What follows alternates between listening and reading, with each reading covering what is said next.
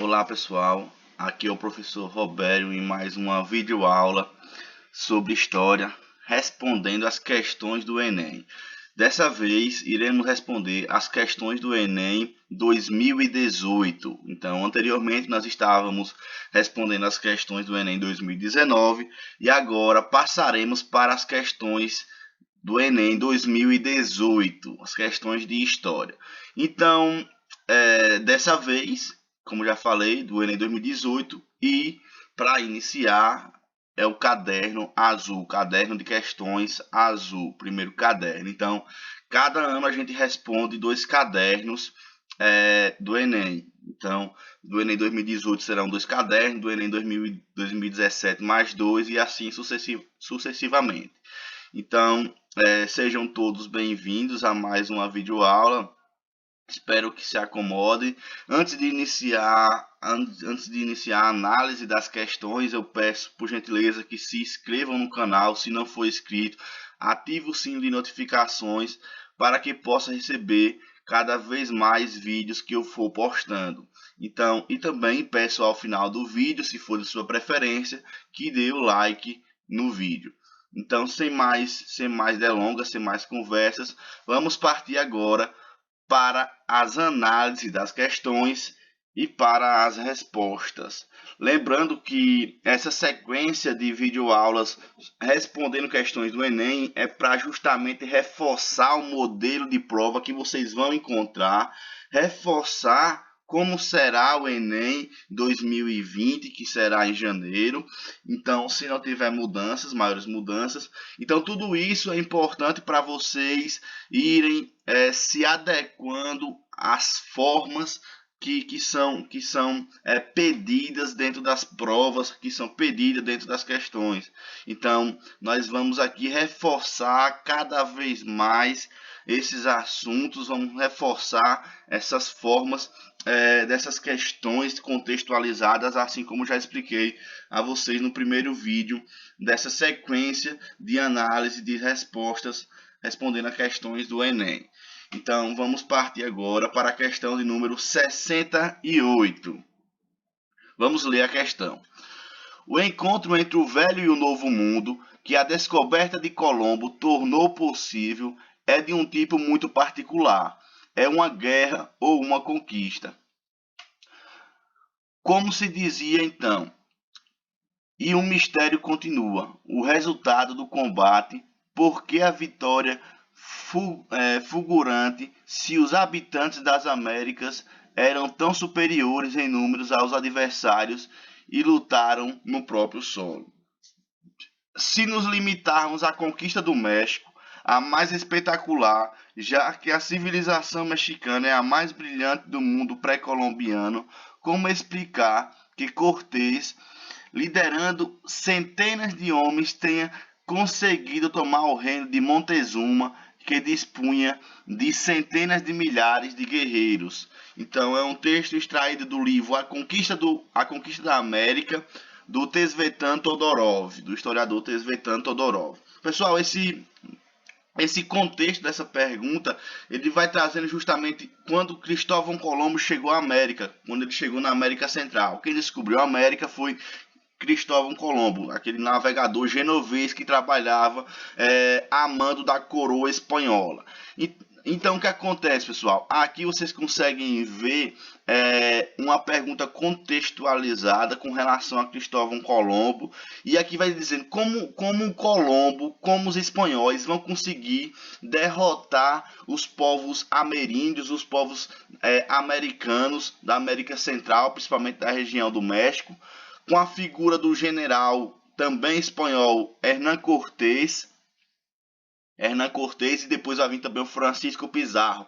Mas aqui está dizendo como Hernán Cortés, liderando centenas de milhares de homens, ou seja, tenha conseguido tomar o reino de Montezuma, que dispunha de centenas de milhares de guerreiros. Então, como os espanhóis conseguiram derrotar os ameríndios, os índios? E aqui vem a pergunta de fato embaixo. No contexto da conquista da América, conforme a análise apresentada no texto, uma estratégia para superar as disparidades levantada foi: letra A, implantar as missões cristãs entre as comunidades submetidas. Letra B, utilizar a superioridade física dos mercenários africanos. Letra C, explorar as rivalidades existentes entre os povos nativos. Letra D, introduzir vetores para disseminação de doenças epidêmicas. Letra E, comprar terras para o enfraquecimento da teocracia autóctones. Pessoal, perceba que por eliminação não é a letra A, não é implantar as missões cristãs entre as comunidades submetidas. Então, na América Central, Colombo, Cortés e Pizarro, eles vão ser muito violentos, eles vão dizimar populações indígenas, astecas, incas e maias. Eles vão utilizar de força superior, quando eu falo, me refiro à tecnologia, ou seja, os espanhóis tinham espingardas, que eram os mosquetes, e os índios só tinham lanças e algumas espadas. Então perceba que era diferente, a pólvora não existia na região do México, na região dos indígenas, dos incas, dos maias e dos astecas. A pólvora era europeia, até então, era asiática e europeia. Então, com a pólvora você tem os canhões e você tem os mosquetes, que são as espingardas. Você conseguiria matar mais pessoas em menos tempo e com maior distância. A letra A não é. A letra B, utilizar a superioridade física dos mercenários africanos. Não tem nada a ver com africano.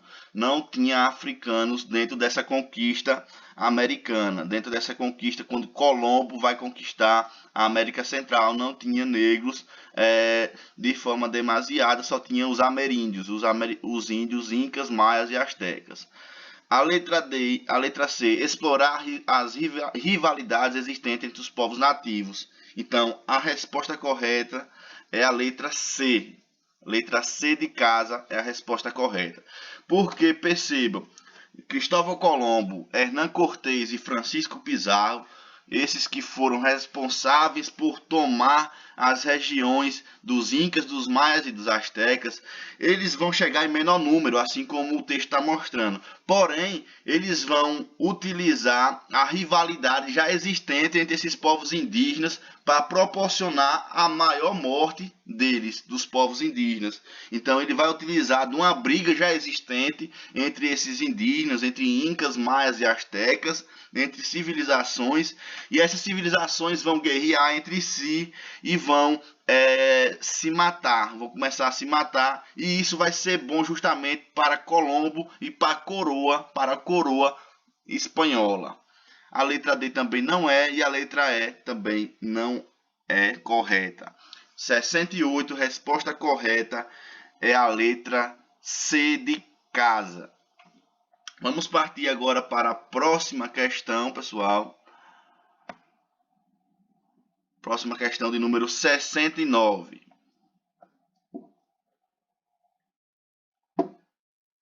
São Paulo, 10 de janeiro de 1979.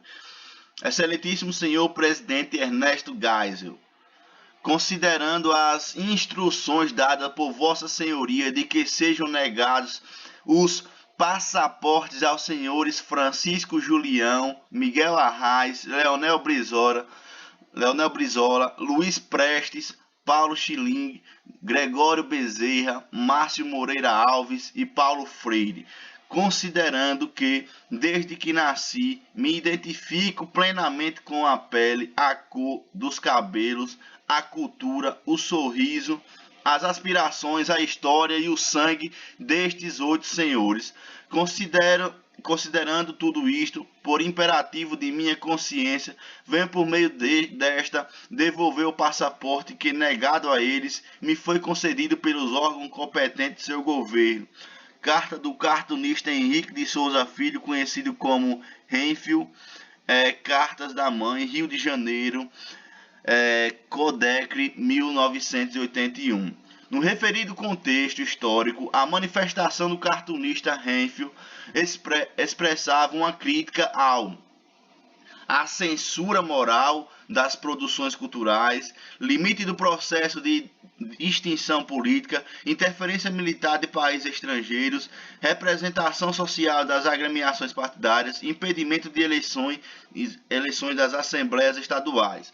Pessoal, aqui nós estamos vendo esses nomes: Francisco Julião, Miguel Arraes, Leonel Brizola. Todos esses foram impedidos de voltar ao Brasil, sejam negados passaportes aos senhores, impedidos de retornar, ou melhor dizendo, e eles foram impedidos justamente por quem?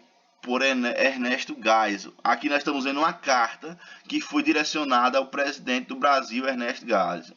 Olha, vamos ler novamente. Considerando as instruções dadas por Vossa Senhoria de que sejam negados os passaportes aos senhores Francisco Julião, Miguel Arraes, Leonel Brizola, Luiz Prestes, Paulo Chiling, Gregório Bezerra, Márcio Moreira Alves e Paulo Freire, considerando que, desde que nasci, me identifico plenamente com a pele, a cor dos cabelos, a cultura, o sorriso, as aspirações, a história e o sangue destes 8 senhores, considerando tudo isto, por imperativo de minha consciência, venho por meio deste devolver o passaporte que, negado a eles, me foi concedido pelos órgãos competentes do seu governo.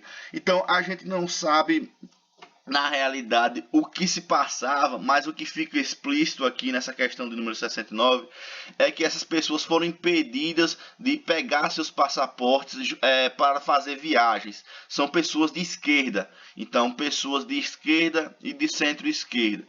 Então, isso significa dizer o quê? O governo era de direita, nós estávamos na ditadura militar do presidente Ernesto Geisel, em 1979. Então, esse senhor, esse cartunista, ele vai se solidarizar com essas outras pessoas e vai entregar também o seu passaporte. Então, a pergunta que se faz é a seguinte: no referido contexto histórico, a manifestação do cartunista Renfio expressava uma crítica ao censura moral das produções culturais. B, limite do processo de distensão política. Então, a questão 69 é a letra B, limite do processo de distensão política. Então, nós tínhamos um limite, nós tínhamos um congelamento de expressões políticas que não poderiam ser propagadas de forma alguma, inclusive no período da ditadura militar. Os comunistas e os socialistas eram caçados, pessoas como Gilberto Gil, pessoas como Caetano Veloso e tantos outros artistas sofreram com a repressão política, com a repressão militar, foram presos, alguns foram expulsos do Brasil, porque esse período era o período de ditadura militar e não eram permitidos manifestações de esquerda, de socialistas e de comunistas. Então, isso vai acontecer no Brasil de 1964 a 1985, a ditadura militar brasileira. E aqui, pessoal, a questão 69, a resposta correta é a letra B, limite do processo de distensão política. Vamos partir agora para a questão de número 70, pessoal. Questão de número 70, vamos lá. Questão de número 70. A primeira fase da denominação da economia sobre a vida social acarretou, no modo de definir toda a realização humana, uma evidente degradação do ser para ter. A fase atual, em que a vida social está totalmente tomada pelos resultados da economia, leva a um deslizamento generalizado do ter para parecer, do qual todo ter efetivo deve extrair seu prestígio imediato e sua função última. Ao mesmo tempo, toda a realidade individual tornou-se social, diretamente dependente da força social moldada por ela. Uma manifestação contemporânea do fenômeno descrito no texto é... Então, pessoal, aqui vem a pergunta. Uma manifestação contemporânea do fenômeno descrito no texto é valorização dos conhecimentos acumulados. Letra B, exposição nos meios de comunicação. Letra C, aprofundamento da vivência espiritual. Letra D, fortalecimento das relações interpessoais. E letra E, reconhecimento na esfera artística. Pessoal, vamos ler mais uma vez que essa questão é mais complexa.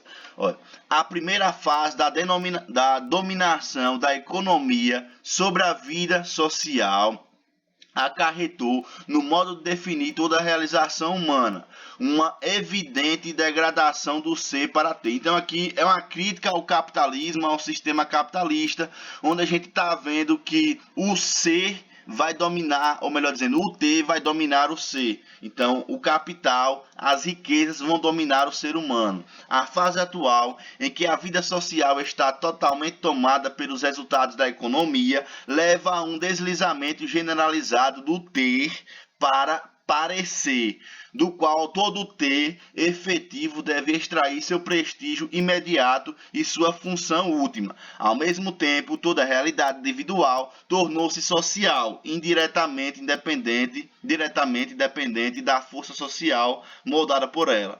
É um texto do Debord, A Sociedade do Espetáculo, Rio de Janeiro, Contraponto, 2015. É uma crítica ao capitalismo, uma crítica ao sistema capitalista que a gente conhece, onde as pessoas precisam ter as coisas para demonstrar às outras e para justamente conseguir viver em sociedade e conseguir luxar em sociedade. Então é uma crítica ao capital, ao capitalismo. A pergunta que se faz é: uma manifestação contemporânea do fenômeno descrito no texto é a valorização do conhecimento acumulado, exposição nos meios de comunicação, aprofundamento da vivência espiritual, fortalecimento das relações interpessoais. Letra E, reconhecimento da esfera artística. Pessoal, se aqui está falando que, que a maioria das pessoas querem ter para mostrar, é uma crítica ao capitalismo. Tudo que a gente faz hoje, a maioria das pessoas posta nas redes sociais para dizer que está fazendo aquilo, para dizer que está fazendo aquela viagem. É uma questão mais sociológica também, eu posso dizer assim, mas aqui a resposta correta é a letra B, exposição nos meios de comunicação. Então, quanto mais a pessoa tem, a maioria das pessoas, pelo menos é assim, quanto mais a pessoa tem, quanto mais a pessoa viaja, mais ela demonstra nas redes sociais. Então, é a exposição nos meios de comunicação. A resposta é a letra B, a resposta da questão 70. Questão 70, letra B de bola. Vamos à questão 71 agora. Questão 71. Os líderes terminaram presos e assassinados. A Marajoara rebelde foi inteiramente expulsa da esquadra.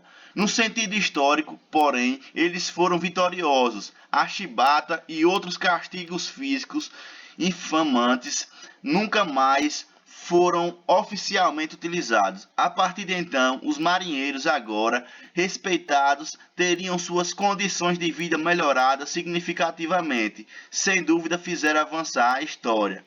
A revolta dos marinheiros é um texto que fala sobre a revolta dos marinheiros. E agora vamos à pergunta em si. A eclosão desse conflito foi resultado da tensão acumulada na Marinha do Brasil.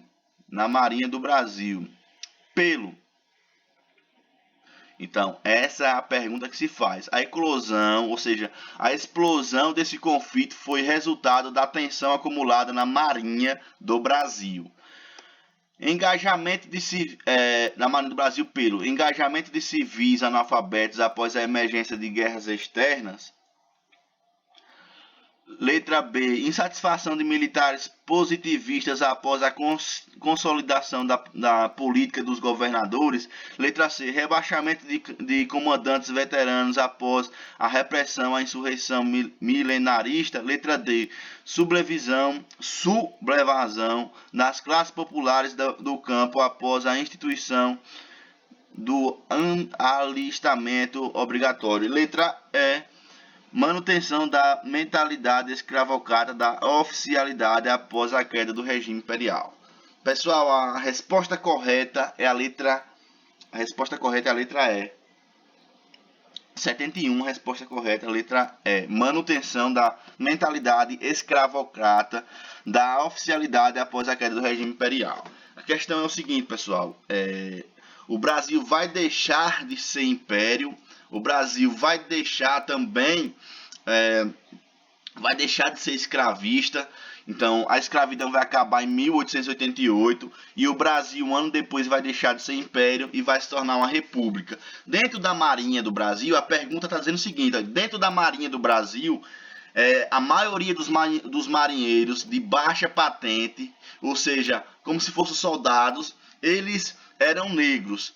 Ao serem negros, eles ainda eram discriminados pelos seus superiores, que na maioria eram brancos. Então significa dizer o quê? O que foi que gerou essa revolta da chibata? Eles trabalhavam sobre chibatadas. Eles eram marinheiros do Brasil, mas trabalhavam sobre chibatadas. Por isso que o nome também é a revolta.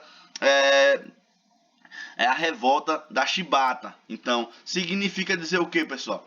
Que mesmo depois da escravidão, existiu a manutenção da mentalidade escravocrata dentro da Marinha. Então, a resposta correta é a letra E.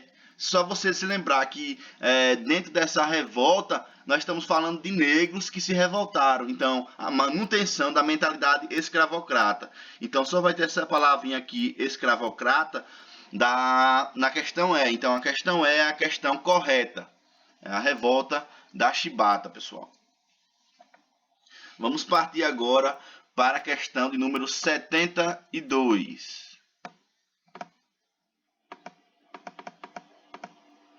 Questão de número 72 agora.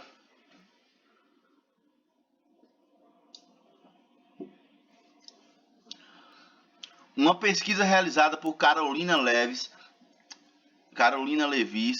especialista em ecologia do Instituto Nacional de Pesquisa da Amazônia e publicada na revista Science, demonstra que as espécies vegetais domesticadas pelas civilizações pré-colombianas são as mais dominantes. A domesticação de plantas na floresta começou há mais de 8.000 anos. Primeiro, eram selecionadas as plantas com características que poderiam ser úteis ao homem e em um segundo momento era feita a propagação dessa espécie. Começaram a cultivá-las em pátios e jardins por meio de um processo quase intuitivo de seleção. Então, pessoal, esse contexto aqui, essa pergunta que vai vir agora, né? O texto apresenta um novo olhar sobre a configuração da floresta amazônica por romper com a ideia de a questão 72, primazia de saberes locais, B, a ausência de ação antrópica, C, insuficiência de recursos naturais, D, necessidades de manejo ambiental, letra E, predominância de práticas agropecuárias. Pessoal, nós estamos falando da questão 72, a resposta correta é a letra B, a ausência de ação antrópica. Então, o que é que vai acontecer, pessoal? Nessa pergunta, eles estão falando sobre a necessidade de domesticar por conta própria a natureza, domesticar as plantas, ou seja, plantas medicinais e tudo mais. E isso vai ser feito já pelos indígenas na Amazônia, antes mesmo de ser descoberta, da América ser descoberta por Colombo. Então, são ações que vão vir acontecendo há 8.000 anos. Então, percebam que são ações bem demoradas, ou seja, o saber indígena já é um saber bem antigo mesmo. Então, os indígenas dominam essas questões de plantas medicinais, de plantas comestíveis e tantas outras coisas.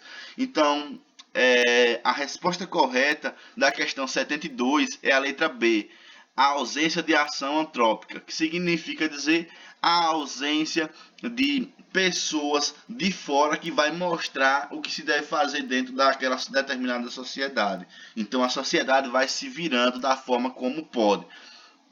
Pessoal, agora nós vamos para a questão de número 73. Vamos lá, questão de número 73. Quando um exército atravessa montanhas, florestas, zonas de precipício ou marcha ao longo de desfiladeiros, alagadiços ou pântanos, ou qualquer outro terreno onde a deslocação é árdua. Esta é em terreno difícil, o terreno onde é apertado e a sua saída é tortuosa, e onde uma pequena força inimiga pode atacar a minha, embora maior é cercado. É um texto do Tzu, né? A Arte da Guerra. É um texto, um livro, melhor dizendo, da Arte da Guerra, um dos livros mais importantes que são utilizados por militares, né? E aí tem o segundo texto. O objetivo principal era encontrar e matar Osama Bin Laden, onde ele se esconde. Não podemos esquecer a dificuldade de ocupação do país, que possui um relevo montanhoso, cheio de cavernas, onde fica fácil para quem está acostumado com esse relevo esconder-se. Então, o primeiro texto vai falar sobre a arte da guerra, o segundo texto vai falar sobre a morte de Osama Bin Laden, daquele terrorista que vai proporcionar os ataques aos Estados Unidos em 12 de setembro de 2011. Então, o que é que vai acontecer, pessoal? Esse ataque, atentado às Torres Gêmeas, né, que vai acontecer. E aí, a pergunta em si é a seguinte: as situações apresentadas atestam a importância da relação entre a topografia e a... Então perceba que já é uma questão mais geológica, mas a gente vai tentar responder. Questão 73. Então, a questão 73. As situações apresentadas acima atestam a importância da relação entre a topografia e o construção de vias terrestres, preservação do meio ambiente, emprego de armamentos sofisticados, intimidação continuada da população local, domínio cognitivo da configuração espacial. A questão 73, a resposta correta é a letra E, domínio cognitivo da configuração espacial. Aqui nós estamos falando de duas formas de atacar, mas de atacar com sabedoria dentro de uma perspectiva de guerra, dentro de uma perspectiva militar. Então, os Estados Unidos teve muito trabalho para capturar, matar o terrorista Osama Bin Laden, mas conseguiram porque teve o domínio cognitivo da configuração espacial. Ou seja, teve todo um estudo terrestre de especialistas, de detetives militares para que se pudesse chegar à casa de Osama Bin Laden e fazer e realizar a operação. Então, é uma operação que vai ser um helicóptero que vai descer na casa do Osama Bin Laden e os militares vão começar a matar os terroristas, inclusive vão matar o próprio Osama Bin Laden. Então, foi muitos anos de estudo, muitos meses de estudo militares para conseguir alcançar o alvo. Assim também como o primeiro texto está falando, ou seja, de tática militar. Então, a resposta correta é o domínio cognitivo da configuração espacial. Você dominar o espaço, você dominar a área de guerra, você dominar a geografia local. Então, a resposta correta da questão 73 é a letra E. Vamos partir agora para a questão de número 74. Vocês conseguem ver uma imagem. Uma imagem de um presidente. Uma imagem, como vocês podem ver, de um homem com duas crianças, todos felizes. E aí vem a pergunta, né? Essa imagem foi impressa em cartilha escolar durante a vigência do Estado Novo, com o intuito de destacar a sabedoria. Nós estamos falando aqui, pessoal, essa imagem aqui é do Getúlio Vargas, a imagem do Getúlio Vargas, ele com as crianças no Estado Novo, né? Que chama-se de Estado Novo do Brasil. Aqui você consegue ver ele feliz, as crianças também felizes, a bandeira do Brasil. Isso aqui é o sentimento nacionalista, ou seja, aquele sentimento nacionalista que a gente já viu. E aqui ele transmite que ele é um presidente que gosta de crianças, que ele gosta de educação, gosta do Brasil, e as crianças também gostam dele, né? Não dá para ler aqui muito bem a mensagenzinha, mas vamos à pergunta. Essa imagem foi impressa em cartilhas escolar durante a vigência do Estado Novo, com o intuito de destacar a sabedoria inata do líder governamental, atender a necessidade familiar de obediência infantil, promover o desenvolvimento consciente das atitudes solidárias. Letra D, conquistar a aprovação política por meio de apelo carismático. Letra E, estimular o interesse acadêmico por meio de exercícios intelectuais. Pessoal, a questão 74, a resposta correta é a letra D.